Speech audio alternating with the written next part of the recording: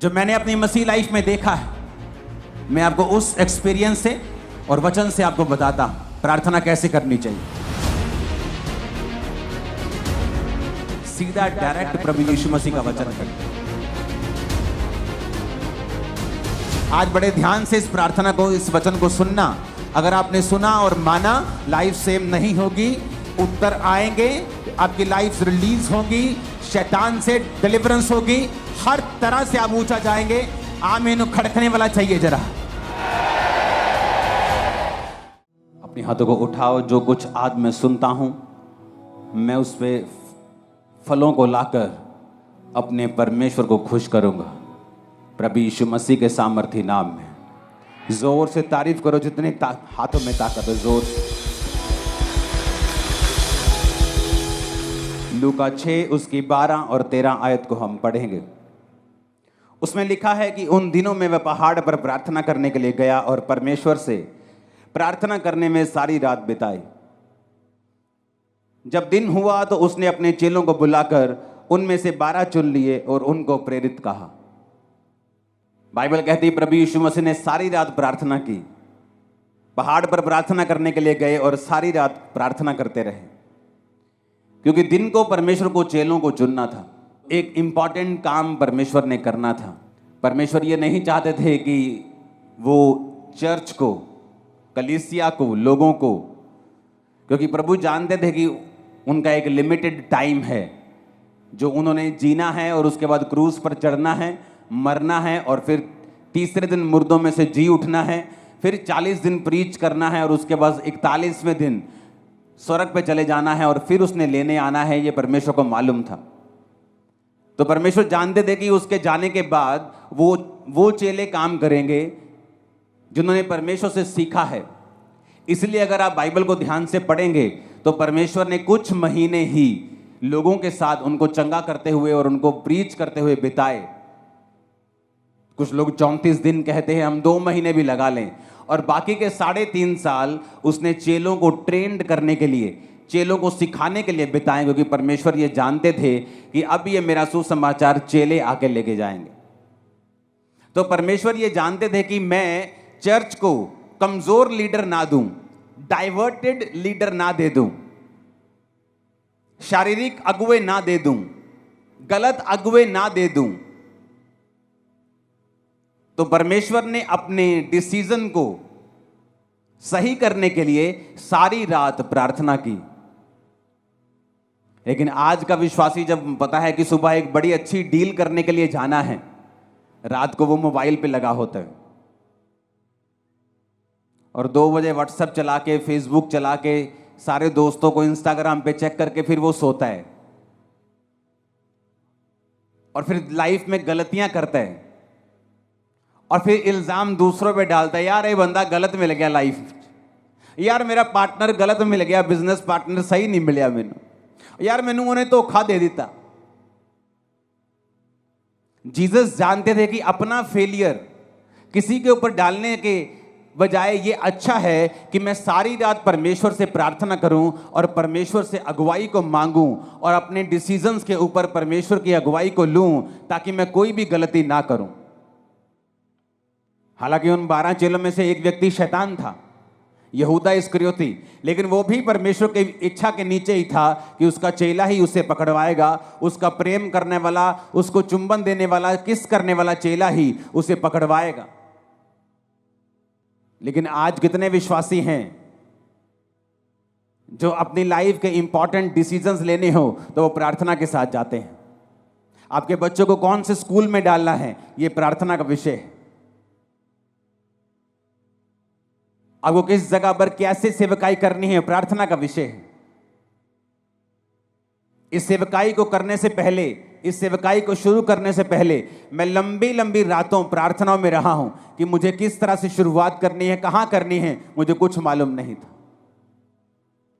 Bible कहती है प्रार्थना छुटकारे को लेके आती है, लेकिन आज कितने विश्वासी हैं जो प्रार्थना करते हैं। अक्टूबर महीना एक बहुत स्पिरिचुअल महीना है और सबसे इंपॉर्टेंट महीनों में एक है आप लोगों के लिए। मैं आपको बता रहा हूं स्पिरिचुअली, मैं इसमें डिटेल में नहीं जाना चाहता, लोग जादू और टोनों के नीचे रहते हैं इन महीनों में, लेकिन इन्हीं महीनों में परमेश्वर का आत्मा भी आपकी लाइफ में बड़े काम करना चाहता है। बहुत लोग ये जानते हैं कि प्रार्थना करने से वो छूट जाएंगे, लेकिन जब भी वो प्रार्थना करने के लिए बैठते हैं, शैतान पूरी तरह से उन पे फाइट करता है।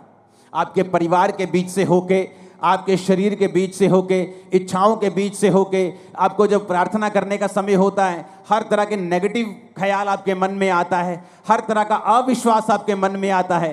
तो मैं भी ये क्वेश्चन करना चाहता हूं कि जब आप प्रार्थना करने के लिए बैठते हैं तभी ऐसा क्यों होता है?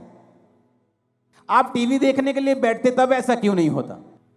जब आप प्रार्थना करने के लिए बैठते हैं तभी अविश्वास मन में क्यों आता है?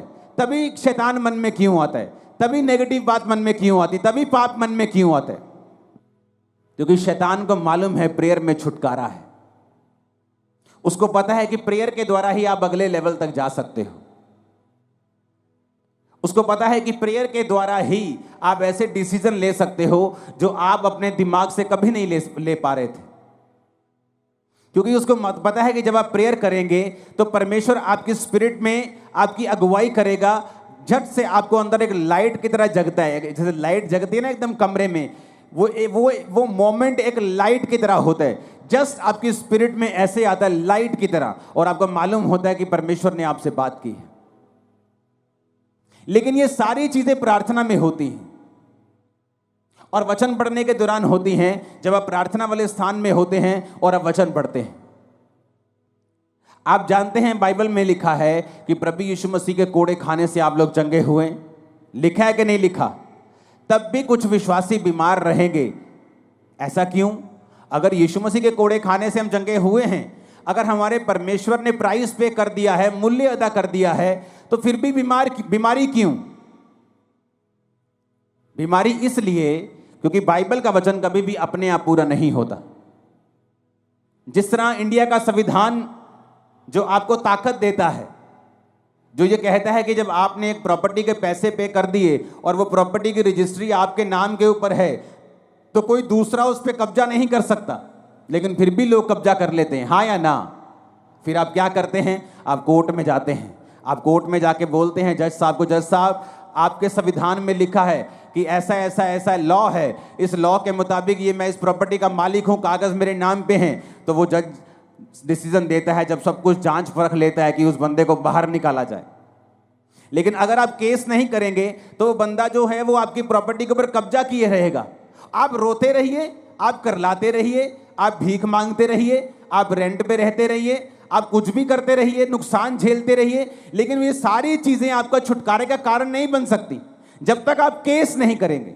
उसी तरह से आपको परमेश्वर के वचन जो बाइबल में लिखे हैं अपने आप से कभी भी पूरे नहीं होंगे जब तक आप इन वचनों को लेंगे नहीं।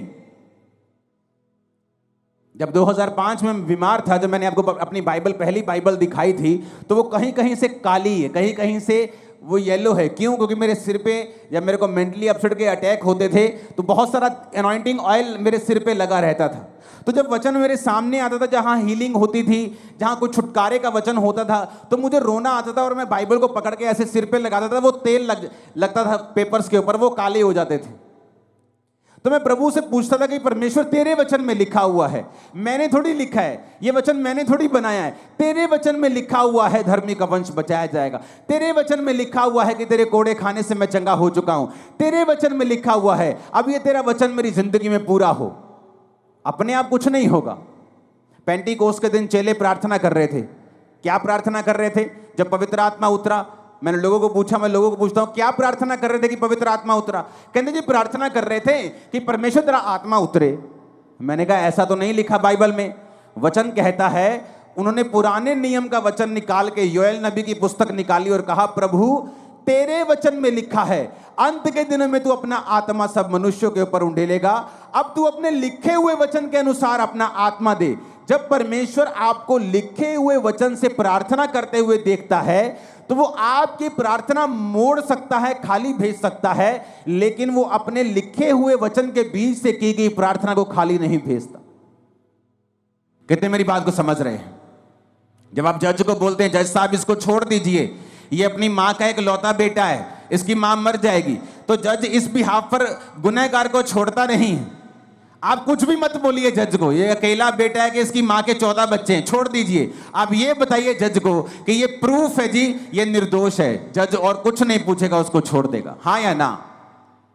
उसी तरह से आप परमेश्वर को धमकियां देते हैं, प्रभु मेरा अभी मैं तो अभी जवान हुई हूं। आप धमकियां देते हैं, प्रभु मेरा बच्चा अभी छोटा है। आप धमकी देते हैं, प्रभु मेरे पास पैसा नहीं है तो मेरी मां को कैंसर कैसे हो आप धमकियां देते हैं, उसका कोई भी असर परमेश्वर पे नहीं होगा, क्योंकि वो लिखे हुए वचन से बीच में से जो प्रार्थना की जाती है उसको वो सुनता है और उत्तर देता है, क्योंकि वो अपने वचन का इनकार नहीं कर सकता।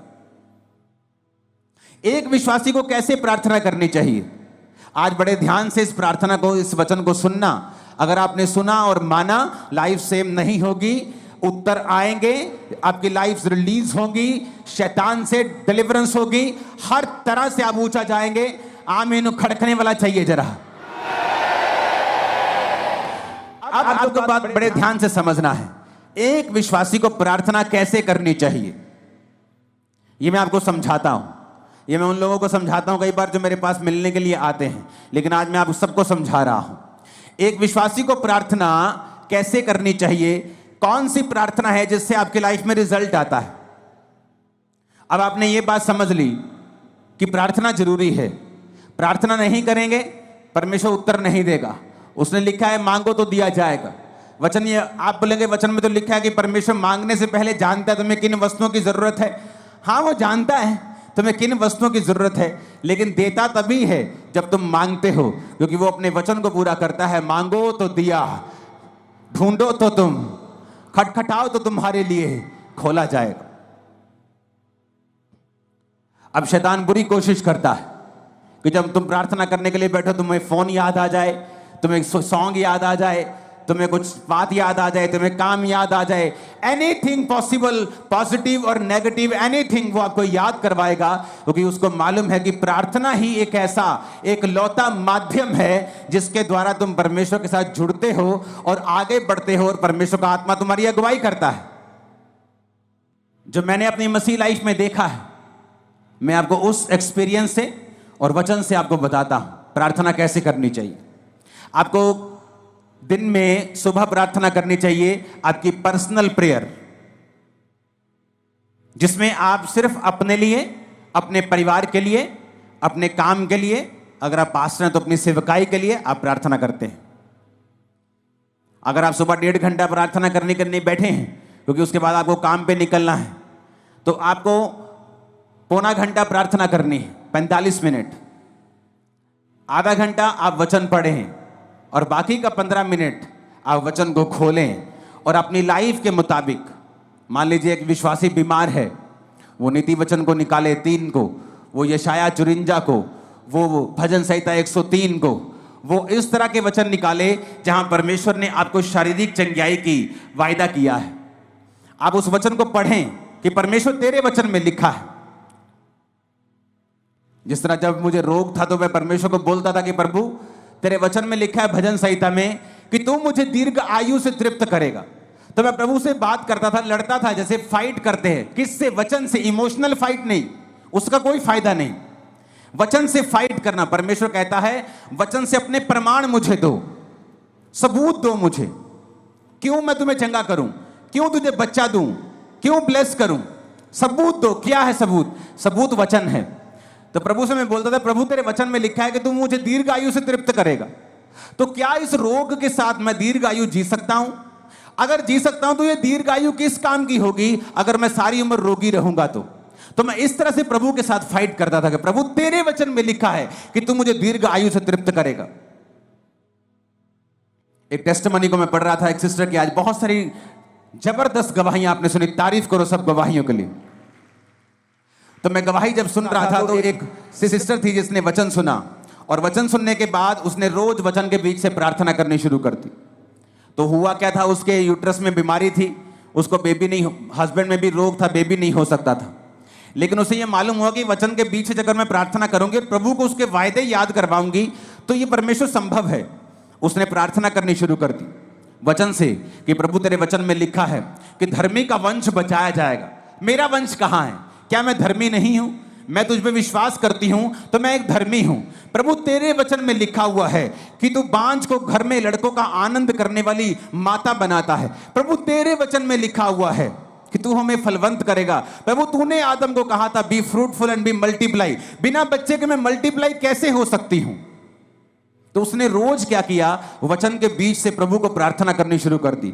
2-3-4 साल कुछ नहीं हुआ, कोई फर्क नहीं, लेकिन उसकी बॉडी थोड़ी अच्छी हो गई, लाइफ अच्छी हो गई, वो चलती रही चलती रही चलती रही। उसको शायद पीरियड भी नहीं आते थे, पता नहीं चलता था कि बेबी प्रेगनेंसी है कि नहीं है, क्योंकि बहुत सारी कॉम्प्लिकेशंस थी। एक दिन अचानक अपने रेगुलर डॉक्टर से जब चेकअप करवाने के लिए गई, वो 2nd मंथ की प्रेग्नेंट थी और परमेश्वर ने उसको एक बेटा दिया। उसके बाद परमेश्वर ने उसको एक बेटी दी, दोनों जीवित हैं।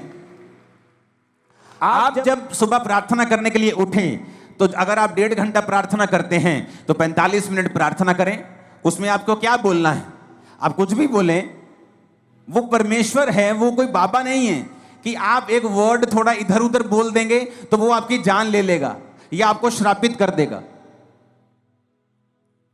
एक छोटा बच्चा जब अपनी माँ के पास आता है और 1 साल का होता है और बोलता नहीं पूरा, न्या मामा मामा जा जा ऐसे करता है, तो उसकी माँ उस गुस्सा नहीं करती। उसकी माँ पहचान लेती है इसको क्या चाहिए, इसको दूध चाहिए, इसको खाना चाहिए, इसको दाल का पानी चाहिए, इसको वॉशरूम आया है, वो पहचान लेती है। आपका पिता भी ऐसा है, आपका हेवनली फादर भी ऐसा है। जब आप 45 मिनट प्रार्थना में बैठेंगे तो उसका थैंक्स करें, उसकी वर्शिप करें, उसको शुक्र कहें, सब बातों के लिए उसका थैंक्स करें, आप उसके साथ बात करें। वो आपका पिता है, वो बाबा नहीं कि आपको मार देगा। आपको 2 चीजें गलत पढ़ देंगे तो वो आपका कत्ल कर देगा या आपको श्रापित कर देगा, ऐसा नहीं है।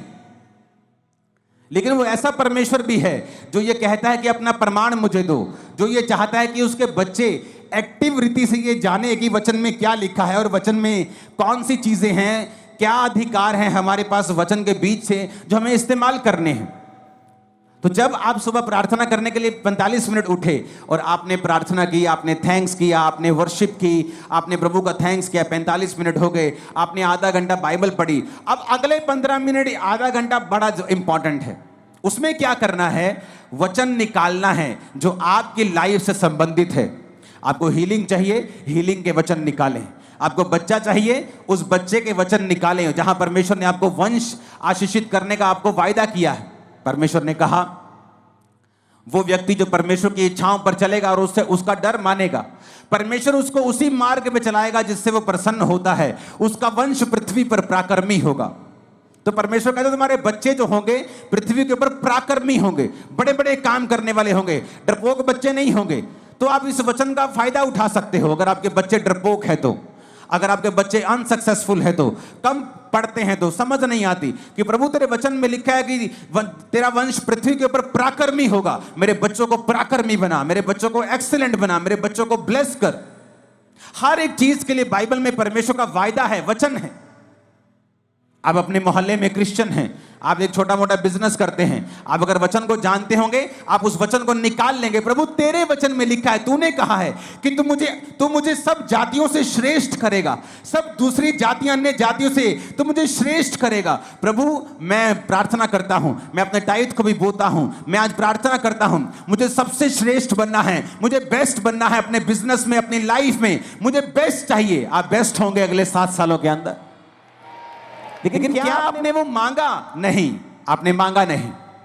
आप चाहते हैं हो, आप विश करते हैं प्रभु मुझे हील कर दे। आप जीनी के पास नहीं है कि आपने रगड़ा और जीनी निकला और आपने कहा क्या चाहिए, उसने कहा क्या चाहिए, आपने कहा मुझे चंगा कर दो।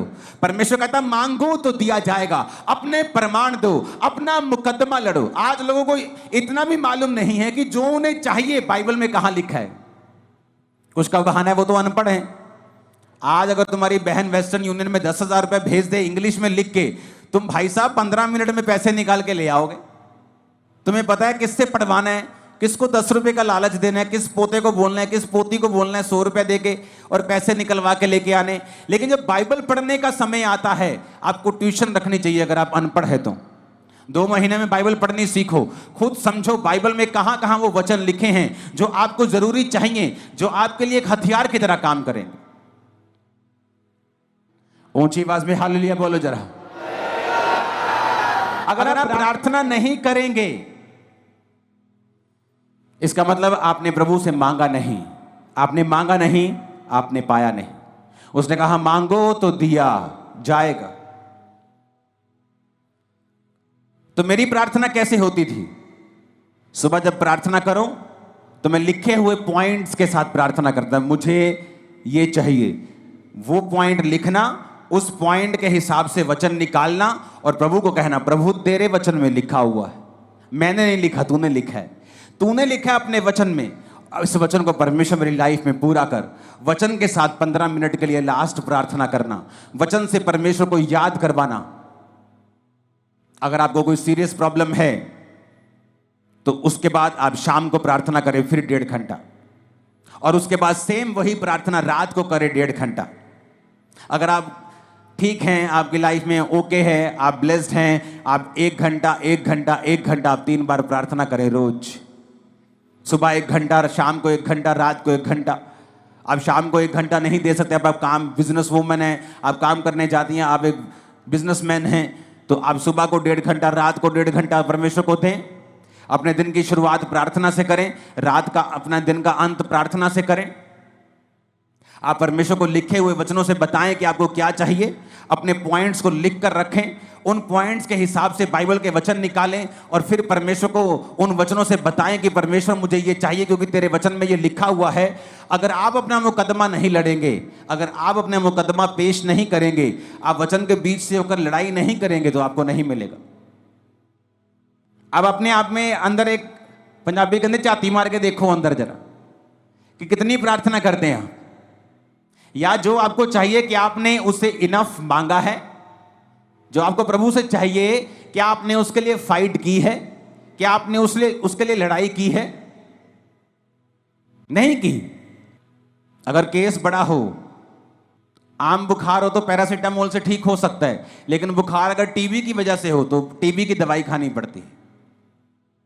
केस बड़ा है, कैंसर बड़ा है, बीमारी बड़ी है, प्रार्थना आधे घंटे की है, बस यही बोलते रहते बेड पे बैठे, प्रभु कुछ कर, प्रभु मैंने चंगा कर, और ये नहीं कहते प्रभु तेरे वचन में लिखा है तेरे कोड़े खाने से हम चंगे हुए। आज मैं वचन के बीच तेरे पास आता हूं, तूने कहा है तू संकट के दिन तू मुझे पुकार तो मैं तुझे उत्तर दूंगा।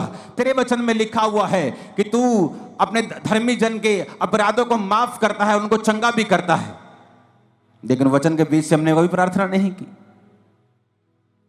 यीशु मसीह को मालूम था कि मैं अपनी चर्च को कमजोर चेले नहीं दे सकता, डाइवर्टेड चेले नहीं दे सकता, क्योंकि जब प्रभु यीशु मसीह ने 12 चेले चुने तो मैं आपको बता सकता हूं परमेश्वर के पास सैकड़ों लोग थे जो उसको उस समय फॉलो कर रहे थे, और सैकड़ों लोगों में से परमेश्वर ने 12 प्रेरित चुने थे, और उन 12 प्रेरितों को चुनने से पहले प्रभु यीशु मसीह खुद परमेश्वर होने के बावजूद भी वो सारी रात पिता से प्रार्थना करने के लिए गए। आज हमें लगता है ये अच्छा है, ये अच्छा है, लेकिन परमेश्वर कहता है विद प्रेयर अगर तुम वो काम करोगे तुम कभी फेल नहीं होगे। कितनों को इन बातों को समझ आ रही है? कहां गलती है, कहां चर्च गलती कर रही? परमेश्वर ने सारी रात प्रार्थना रोज नहीं की, उसने रोज सारी रात प्रार्थना नहीं की। मैं रोज रात को प्रार्थना करता हूं, लेकिन रोज फुल नाइट प्रेयर नहीं करता हूं। मैं रोज सुबह प्रार्थना करता हूं, रोज रात को प्रार्थना करता हूं, शाम को भी हम फैमिली प्रार्थना करते हैं। हालेलुया। तो क्या मैं इनफ प्रार्थना कर रहा हूं? तो ये बेस्ट है कि अगर आप 1+1+1 प्रार्थना करें। अगर आप 1 घंटा प्रार्थना करने के लिए बैठे हैं सुबह 1.5 घंटा, तो आधा पौना घंटा आप प्रार्थना करें, प्रभु से अपने वर्शिप करें, उसका थैंक्स करें। उसके बाद आप बाइबल पढ़ें कुछ समय के लिए, और फिर कुछ समय आप बाइबल के वचनों के बीच से होकर प्रार्थना करें। आपकी लाइफ कभी भी सेम नहीं रहेगी। अगर आपको इस बात का प्रमाण देखना है तो एक काम करें, अपनी बाइबल के पीछे एक पेंसिल ले लें और अपनी बाइबल के पीछे पेंसिल से अपने प्रेयर पॉइंट लिखें, आपको क्या क्या चाहिए। पहला पॉइंट क्या चाहिए, दूसरा क्या चाहिए, तीसरा क्या चाहिए, चौथा क्या चाहिए। पेंसिल से लिखें, पेन से नहीं लिखना। और उन पेंसिल से लिखे हुए जो आपके प्रेयर पॉइंट हैं उन्हें वचन के बीच से होकर आप रोज 1+1+1 रोज 2 समय कम से कम 1.5 घंटा या 1 घंटा 3 बार आप रोज परमेश्वर को याद करवाना शुरू करें। आप फिर देखें कुछ महीने बाद कि जो पॉइंट आपने पीछे लिखे हुए हैं, मैं आपको बता सकता हूं वेरी सून उनमें से 50%, 60%, 70%, फिर 90%, 100% आप उन प्रेयर पॉइंट्स को पूरा होते हुए देखेंगे। आप देखेंगे कोई रह ही नहीं गया, आप आगे ऐड करते जाएंगे, वो नए होते जाएंगे, लेकिन जो आपने पुराने ऐड किए होंगे आप देखेंगे कि किस तरह से परमेश्वर ने आपकी लाइफ में वो काम किया। और जो आपके प्रेयर पॉइंट पूरा हो गया उसे मिटे दें, उसे मिटाकर पेन लें और बाइबल में ही कहीं पर एक बहुत से बाइबल में खाली पेजेस होते हैं, उस पेन से लिखें गवाही कि ये प्रेयर पॉइंट आपका था, इस तारीख को परमेश्वर ने इसको पूरा कर दिया। जो प्रेयर पॉइंट पूरा होता जाए बाइबल के पीछे पेन से लिखते जाएं। आप हैरान हो जाएंगे इस प्रार्थना को करने के बाद, इस तरह की प्रार्थना को करने के बाद जब आप 1 साल के बाद अपनी बाइबल देखेंगे तो आपके नीले पॉइंट ज्यादा होंगे और काले वाले कम होंगे। आप देखेंगे वो पूरे हो रहे हैं। और जब भी आप देखेंगे कि शैतान आपको इस प्रार्थना करने से क्यों रोकता रहा है, उसको मालूम है इसी प्रेयर में रिजल्ट आना है। शैतान को पता है कि इसी प्रार्थना के द्वारा आप छुड़ाए जाएंगे, इसलिए वो पूरी संभव कोशिश करता है कि आपको इस प्रार्थना से दूर रखा जाए, क्योंकि प्रार्थना में छुटकारा है ये शैतान जानता है। परमेश्वर ने क्या कहा, इतना सिंपल और इतना पावरफुल परमेश्वर ने वचन दिया। परमेश्वर ने कहा एक नगर में एक विधवा थी और एक अधर्मी न्यायी रहता था। न्यायी मतलब एक जज रहता था, लेकिन अधर्मी था, पापी था। तो विधवा बार बार उसके पास जाकर बोलती थी मेरा न्याय चुका और मुझे मुद्दई से बचा, मुझे इस फलाने बंदे से बचा, मेरा न्याय कर। तो बाइबल कहती है, परमेश्वर कहता कि वो अधर्मी, वो पापी न्यायी क्या सोचता है कि ये विधवा आकर बार बार मेरे नाक में दम ना कर दे, इसलिए मैं इसका काम कर देता हूं। तो परमेश्वर ने कहा सुनो वो अधर्मी क्या कहता है। अब जो व्यक्ति दिन रात परमेश्वर के नाम की दुहाई देता है, परमेश्वर ने कहा क्या मैं उसका न्याय नहीं करूंगा? जो व्यक्ति दिन रात मेरे नाम की दुहाई देता है, क्या मैं उसका न्याय नहीं चुकाऊंगा? क्या मैं उसकी प्रार्थना नहीं करूंगा? ये कौन कह रहा है? सीधा डायरेक्ट प्रभु यीशु मसीह का वचन है ये। प्रभु यीशु मसीह अपने मुंह से अपने लोगों को समझा रहे हैं कि एक विधवा बार बार जाने से एक पापी बंदे से न्याय ले सकती है। तो प्रभु कहता है कि अगर तुम मेरे पास दिन और रात मेरे नाम की दुहाई दोगे, मैं तुम्हारा न्याय क्यों नहीं करूंगा? मैं तुम्हें क्यों नहीं छुड़ाऊंगा? मैं क्यों तुम्हारी प्रार्थना का उत्तर नहीं दूंगा? मैं क्यों तुम्हें नहीं बंधनों से आजाद करूंगा? पर कंडीशन क्या है? अगर वो दिन रात मेरे नाम की दुहाई दें। आप एक दिन प्रार्थना करेंगे सुबह, आपने प्रार्थना की प्रभु तेरे वचन में लिखा है धर्मी का वंश पराक्रमी होगा। प्रभु अपने बच्चों के लिए प्रार्थना करता हूं, अपने लिए हीलिंग के लिए, डिलीवरेंस। आप प्रार्थना करते हैं वचन के बीच, आप वही प्रार्थना फिर शाम को करते हैं, वही प्रार्थना फिर आप रात को करते हैं, फिर सुबह, फिर दोपहर, फिर शाम, फिर रात, फिर सुबह, फिर शाम, फिर रात, फिर सुबह, फिर शाम। परमेश्वर को आप दुखी कर देंगे और वो जवाब देगा। वो अपने वचन का इनकार नहीं कर सकता, वचन को डिनाई नहीं कर सकता। अगर आप वचन के बीच से उससे लड़ेंगे, वो आपको उत्तर देगा। याकूब को भी यह बात मालूम थी। याकूब को पता था कि उसका भाई उसे मारने के लिए 400 बंदे लेके आ रहा है। क्या लिखा वचन में? उसने सब परिवार को नदी के पार कर दिया। अपने 11 जितने बच्चे थे उसके उस समय तक, उन 11 बच्चों को, उन पत्नियों को, उन भेड़ों बकरियों को, सबको आगे कर दिया और रात अकेला रह गया। और क्या करता रहा? लिखा वो स्वर्गदूत के साथ रात भर लड़ता रहा। कैसे लड़ता रहा? शरीर के साथ नहीं। आप प्रभु से नहीं लड़ सकते, जा मैं तेनू नहीं मानता, जा मैं हुन प्रार्थना, आप ऐसे नहीं लड़ सकते। आप वचन से लड़ सकते। प्रभु तेरे वचन में लिखा है कि नहीं लिखा? तेरे वचन में लिखा है ना, तो ये मेरे जीवन में पूरा कर। तेरे वचन में लिखा है, मैं बांझ कैसे रह सकती हूं? क्योंकि तूने कहा है कि धर्मी तू बच, तेरा घराना बचाया जाएगा। तेरे वचन में लिखा है गर्भ का फल यहोवा के ओर से दिया हुआ प्रतिफल है। तेरे वचन में लिखा है, तो मैं गर्भ के फल से कैसे रह सकती हूं? अब लड़ेंगे नहीं। तो बाइबल कहती है वो पूरी रात लड़ा और परमेश्वर के दूत ने कहा अब से तेरा नाम इज़राइल होगा। और उसके भाई का मन चेंज हो गया। जब वो भाई से मिला तो उसने उसे मारा नहीं। क्यों? क्योंकि प्रार्थना में वो सब बातों को जीत चुका था।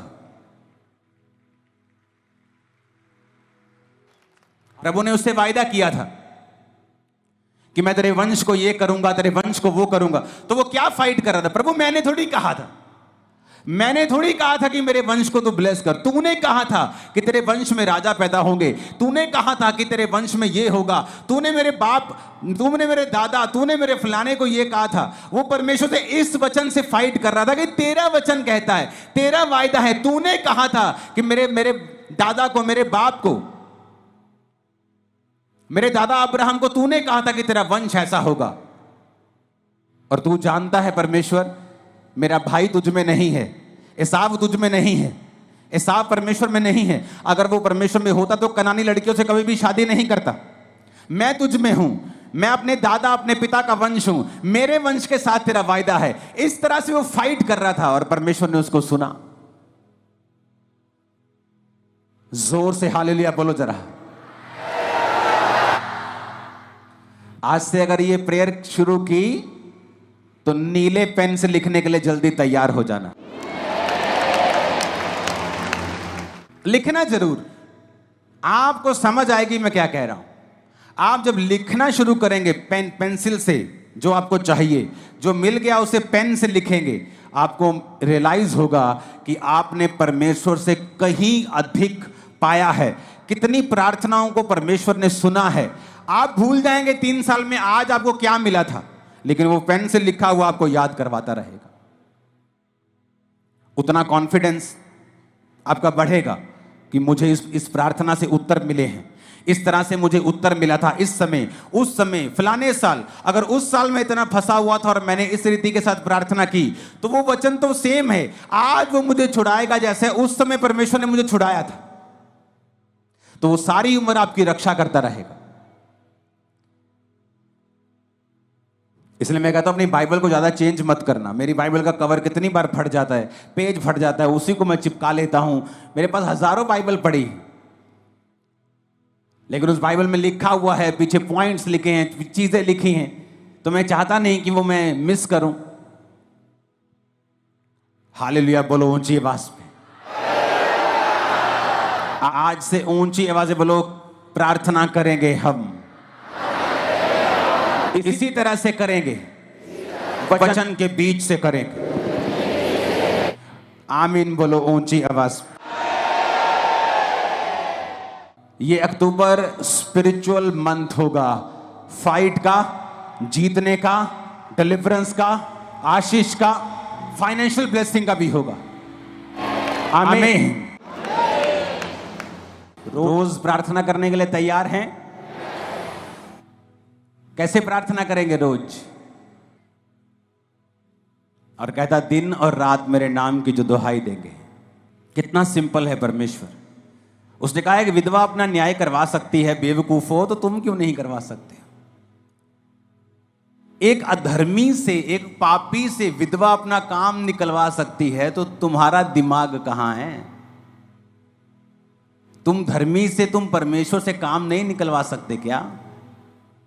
एक विधवा एक पापी के पास बार बार जाकर उसको तंग करके काम निकलवा सकती है, परमेश्वर ने कहा, तो तुम्हारा दिमाग कहां है? तुम्हारे दिमाग पर शैतान ने क्यों पर्दा डाला है? तुम अंधे और गूंगे क्यों बनकर बैठे हो? तुम क्यों नहीं दिन और रात परमेश्वर के नाम की दुहाई देते हो? वचन के बीज से क्यों नहीं प्रार्थना करते हो? प्रार्थना करने के लिए परमेश्वर के समीप क्यों नहीं आते हो? और ये एग्जाम्पल खुद प्रभु यीशु मसीह ने अपने मुंह से दी है कि एक विधवा का न्याय अगर अधर्मी पापी कर सकता है, क्योंकि वो एक ऊंची पोस्ट के ऊपर है, लेकिन ना तो परमेश्वर से डरता है, ना किसी आदमी की परवाह करता है, फिर भी विधवा उससे काम निकलवा लेती है और वो ये सोचता है कि बार बार विधवा मेरे नाक में दम करेगी, तो परमेश्वर कहता है अगर विधवा उसका न्याय करवा सकती है अपना उसके पास जाके, और वो उस विधवा का न्याय कर सकता है, तो परमेश्वर तुम्हारा न्याय क्यों नहीं करेगा? अगर तुम भी कहने का मतलब है उसके नाक में दम कर दो तो। प्रभु भी देखेगा भाई कि कितने दिन हो गए तेरे को सेम वचन से प्रार्थना करते, तू रोज आती है अपने बेबी के लिए, तेरे को 5 साल हो गए हैं, कब तक वो तुम्हारी प्रार्थना को अनसुना करेगा? वो तुम्हें जवाब देगा। तुम्हारी बाइबल का पिछला पन्ना उस नीली लाइंस के साथ भरा हुआ मैं देख रहा हूं, और तुम्हारी गवाहियों के साथ भरा हुआ देख रहा हूं यीशु मसीह के सामर्थी नाम में।